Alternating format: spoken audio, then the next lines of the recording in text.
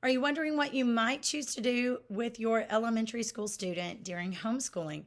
Stick around today. I'm going to share with you a preview of what I'm doing with my fourth grader this year.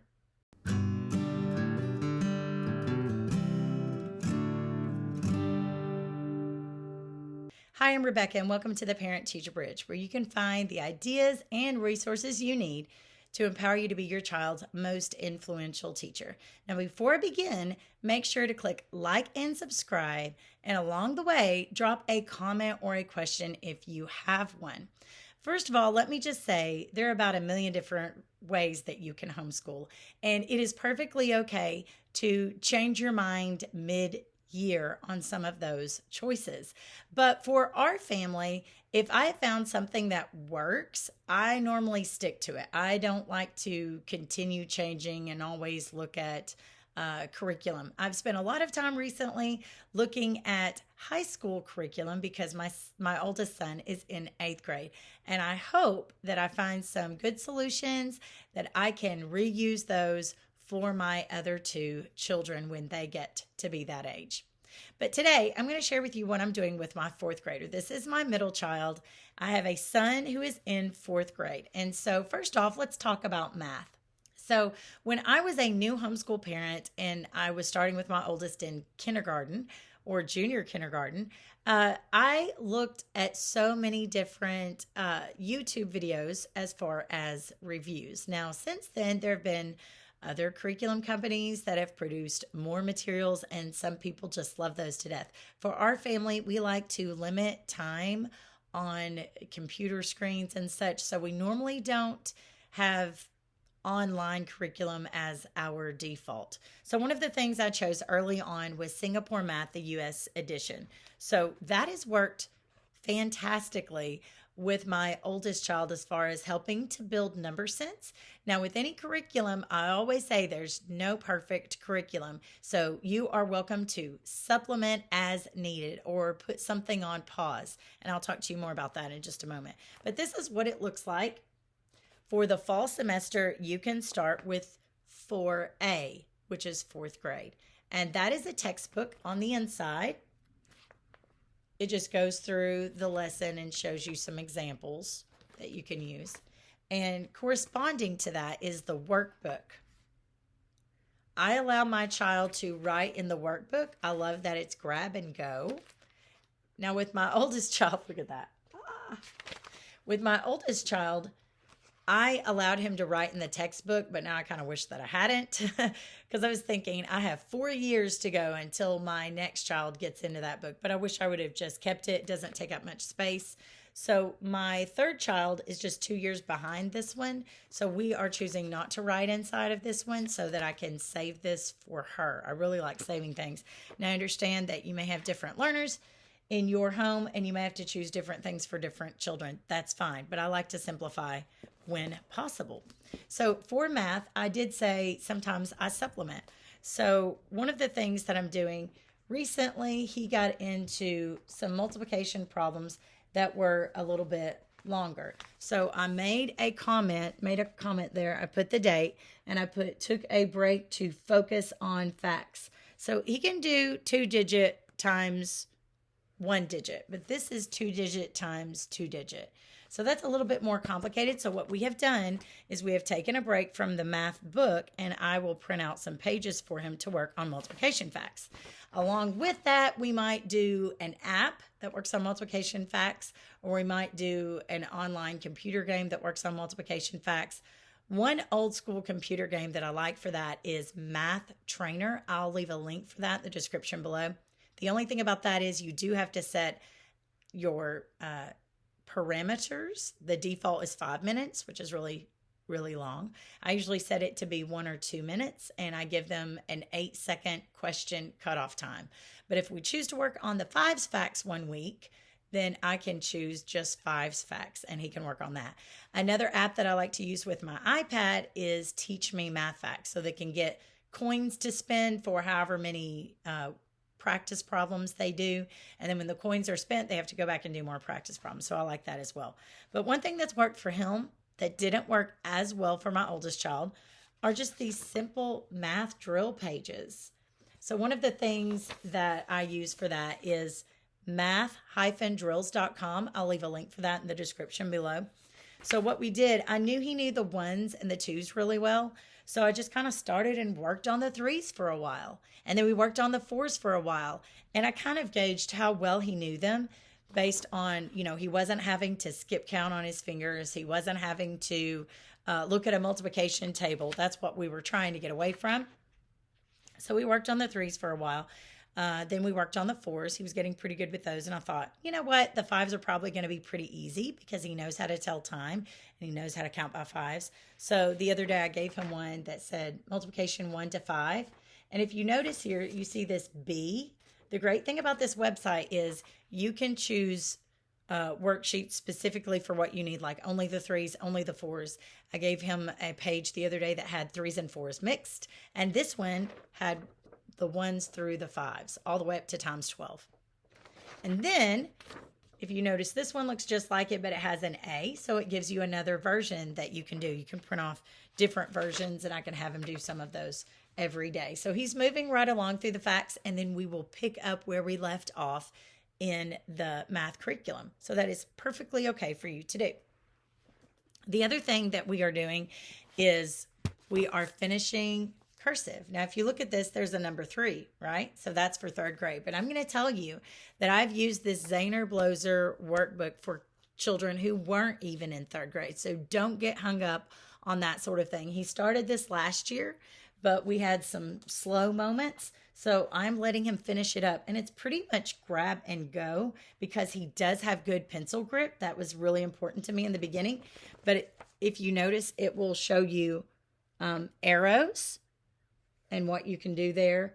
And he has pretty good penmanship from it. And he is more likely to write his name in cursive or to write notes in cursive when he has this. And if you don't use it, you lose it. So if you have taught your child cursive and they've gotten away from it, you might want to print off a cursive ABC chart and stick it somewhere like in a notebook or maybe on the wall for them to refer to. So it is perfectly okay to take something from the previous year and continue on using it. We do it all the time. Okay, so the other thing, this is not perfect. It is not my favorite thing, but you know what? It gets him writing and it gets him exposure to words. I really like using All About Spelling. I haven't gotten around to getting the app yet. I probably should. But one of the things I struggle with in All About Spelling is trying to find time to sit down and work with my child on spelling out the words. It's mainly because I have 3 kids. I've got one that has ADHD. That's my oldest one, and he has more work. So it can be time consuming. So we are going to continue using All About Spelling. But for now, this was something that I got on thrift books. You just have to watch. Sometimes they come with writing already in them, so be aware of that. But this is just something that sometimes teachers use in school, and it says grade 4. So it just gets him familiar with different words. And, it's not really teaching spelling rules. So that's what I don't love about it. That's what I like about All About Reading. But it is getting him exposure to writing different words, looking back and referring to the spellings. You might have a crossword puzzle one day. You might have to make compound words one day. It's similar to the type of spelling book that I had growing up. I'm not sure what that was. It may have been Scott Forsman. But it just gives you different experiences with it, copying, spelling the words. And what I do know is that the less practice your child has just writing in general, the more likely they are to misspell things, write messy, and even have backward letters sometimes. And I do realize that practice alone doesn't always fix those things, but I just know that if you're not using writing, you're not going to get better at it. So this is just something that's grab and go. He just does 1 page a day. Okay. This is something I've done with all my children, and I've made a video about it too. You can watch it. I'll try to link that in the description below. It's about journal writing. So back to talking about writing practice. I've never used any formal grammar teaching prior to 4th grade with my children. They had exposure to Mad Libs. They had exposure to Schoolhouse Rock. but we never did any formal grammar instruction. What we did instead was journal writing. Now, some of my homeschool friends do something called copy work, and there is some merit to that as well because the children are getting practice with their handwriting. They're getting practice becoming familiar with different sentence structures and so on. So I have no problem with that. We've copied Bible verses and things like that. But something that we've done, sometimes I have to help my children with ideas and get started, and that is journal writing. So I hang on to one of these, even when my children can write smaller, because if they write smaller, I just have them skip lines and write smaller. I just love that it comes with a picture.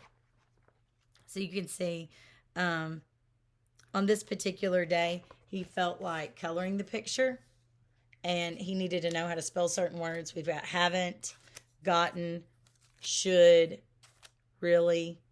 This one was actually from the tail end of third grade. If you see, it's got a May date on it, but he was getting practice writing it in cursive that day. He felt like writing in cursive. He felt like coloring it. This one is about popping popcorn at a campfire. Most of the time, my children like to write about whatever they want to write about. Maybe it's a new toy, maybe it's an experience, and they bring the journal to me, and then I kind of glance at the misspelled words, and I have them fix them. So I might write them on Post-it notes, or I might write it lightly on with pencil that they can erase, and they can go back and fix it. But they're also getting practice getting their thoughts down on paper, putting periods and capitals in. You know, just the other day I saw a mom write on social media that she had taken her child out of public school to homeschool him in ninth grade. And she gave him an assignment to write about something. And she was shocked that he didn't use any capitals or periods. Kids will do whatever you let them get away with. Okay. So when I taught second grade, one of the things the kids would do when they first came to me, the students, they might put capital letters where they shouldn't be, like in the middle of a word or whatever. It was something they did if they knew they were going to write a letter backwards. They knew that if they wrote it as a capital, they probably wouldn't write it backwards, so they would just do that. And I had to drill that in at the beginning of the year. No, this is a capital, this is a lowercase letter, and this is when we use these. And we would just fix it over time. The wonderful thing about this is you can fix it over time and you can keep it as a keepsake. It's really fun to go back and look and read. My children love to go back and look at what they have already written. Something that I fixed for all my kids at the beginning of the year is just a little binder. Okay, so he is reading Harry Potter for the first time this year. So I printed out a coloring sheet, wrote his name up there and his grade level. This is something we do the first week of school where they might color it. He didn't even finish it, whatever. So we put it in one of these decorative binders. And this is something I send with him on his tutorial day. My sister and I run a tutorial for grades 7 through 12. My students, my children, my two youngest children that aren't in those grades will go to another room and they have a study hall period at certain times of the day. So I printed off a little page with check marks. You can just do that in Google Docs. And those are the things he has to do for that day. Sometimes I'll print off a multiplication chart so he has something to refer to. And then he has a folder. And in that folder, in his binder, is anything like math pages that I may send with him. When we pack up our backpacks, all of the kids to leave that day, I don't like to pack a lot of books. So on those days, I make just a math packet for him to do for his math. Okay, what else? Okay. Sometimes it's nice to have grab and go things. This is something that I bought kind of at the end of last year. And yes, it does say third grade and my child is in fourth grade. And that is okay. We don't get hung up on things like that at our house. I got this at a discount store for $5. It's a third grade big workbook. And the nice thing about these types of things, they come in color and they kind of are gap fillers. So when you are homeschooling your own child, there's no such thing as a perfect curriculum. You might have a habit of forgetting to cover a certain skill. And this is a really nice thing to practice. Like this one has practice with suffixes. And they do a little moon story. They have a math section, fractions, shapes, and area. and it comes with a table of contents. So they get some exposure to things, maybe even before they do it in their regular curriculum. But it gives them something that they can work on quietly, especially if you're working with one of your other children. I like my children to read aloud to me. So it's nice when the others are quietly working on something that is pretty much grab and go for them to do that. With my oldest child in 4th grade, he used to do classical conversations. And there's a class there in grades 4 through 6 called Essentials. So having gone through that with my oldest child and seeing the benefits there, again, it's not anything perfect, but it's something I was already familiar with. So I went with that for my son who's in 4th grade. Now, we are no longer in a community, but I did choose to continue on with IEW. He is doing U.S. history based writing lessons. I'm familiar with this. I did not order the teacher manual. If you're not familiar with this, I highly recommend that you watch the IEW videos that they have, that you follow them on Instagram. Sometimes they do free webinars. I love this. Let me show you just a few things in here. So when they have to write about something, they are primarily summarizing it. So unlike the journal we do, it's not all out of their head. They're summarizing something. Lesson 4, the Mayflower mishap. It will come with a source text, and they are taught a certain method of taking notes. Once they take the notes, they make a rough draft, and then they do a final draft. But each week, they learn certain new skills. This week, they had the skill of talking about how to title their work and how to add a who, which clause. They've already talked about adding ly adverbs. So they will give practice pages where you can practice those skills specifically. And then at the end of the lesson, there's a rubric. There is a checklist for you to use. So we only go through one lesson per week. One day we might read and introduce the lesson, do the notes. The next day we might do a rough draft. The next day we might do a final draft. If that is too fast, we may take a break one of those days and he just write in his journal for me. The other element of work that I'm going to incorporate with him is the Essentials program, because I already had it. I have already used it and I've already seen the benefits. This comes with classical conversations, but even if you didn't get a program like that, and I'm not going to go into all the ins and outs other than to say they learn about the English language and the parts of speech, the functions of those, and they also learned a sentence diagram.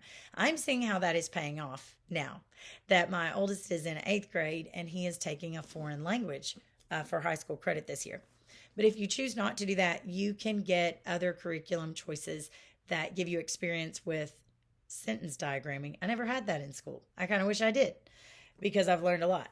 But this is a curriculum. It's mainly a grab and go workbook. It will teach you the lesson and it will have answer keys. I bought this one from a friend for $5.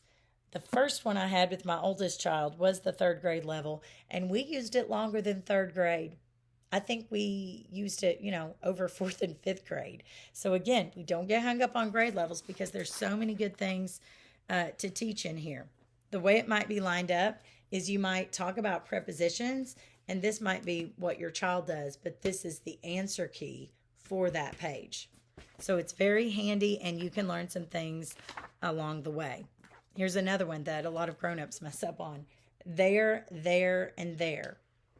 So it goes through all the parts of speech. But again, I did not do anything formal with my children regarding parts of speech and English grammar until 4th grade. So this is his big year. We haven't started this book yet. And to be honest, in the Essentials program, the only thing we have done with him this year is he is copying a chart to become more familiar with the different types of sentences, or the different sentence structures, really, not different types, but different sentence structures. And we haven't delved into that too deeply. He is really enjoying this one, though. Okay, so what have we covered? We've covered math. Oh, reading. We've covered math. We've covered grammar. We've covered writing. We've covered spelling. We've covered just some little books. Do we do this every day? No, we don't. But it's nice to pull from, especially if you have doctor's appointments or if you're on the go and you want your child doing some things.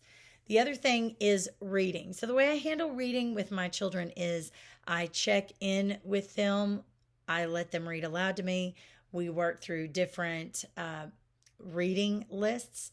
What he is currently reading right now is Harry Potter. He reads aloud to me. I see what words he's struggling with. Now, if you have a struggling reader, I highly recommend that you get some kind of phonics-based reading program so that you can help your child through those words. They are struggling through the rules that they need to learn, the exceptions to the rules, and so on. Try to get something that is Orton Gillingham based. I have a video on Orton Gillingham if you are wondering what that's all about. But with reading, I try to make sure I protect a certain time period of the day for reading, and I check in with my children on their reading abilities. I have them read aloud to me. I see, are they reading with good speed? Are they understanding what they're reading? I can ask them questions and so on. And that's really developed a love of reading for my children. We take trips to the library. We find different books that they are interested in. And sometimes I might push them a little and we might read something that's a little bit more difficult, and I buddy read it with them. In addition to that, there's usually always something that I'm reading aloud to my children, and that is one of the very best things you can do for reading comprehension. You guide them along by reading something, asking them questions. If they have no idea, you go back and you say, let's reread that again. Listen carefully. If they still don't have an idea, then you model for them what you are thinking as you read it. You let them know what's going on in your mind as well, and make connections. Make connections. That reminds me of this, or that reminds me of that. What does this remind you of? Make predictions. What do you think is going to happen next? All of this has worked well for my children, and we have a pretty easygoing school day. My middle child is the one who gets done first, and he's usually pretty proud of that. So that is what I do for my fourth grader. I'm confident in that. I've had a child go on in the older grades, and he has done well with reading and with math and with writing. Oh, you're probably wondering about science and social studies, aren't you? Well, if you remember, I did mention that we have done classical conversations, and one of the best things that I like about their foundations program is that you can learn certain memory work things, and they might only be little snippets of memory work regarding science or social studies, but they're usually presented in an interesting way, like maybe with a song. My children really respond well to that.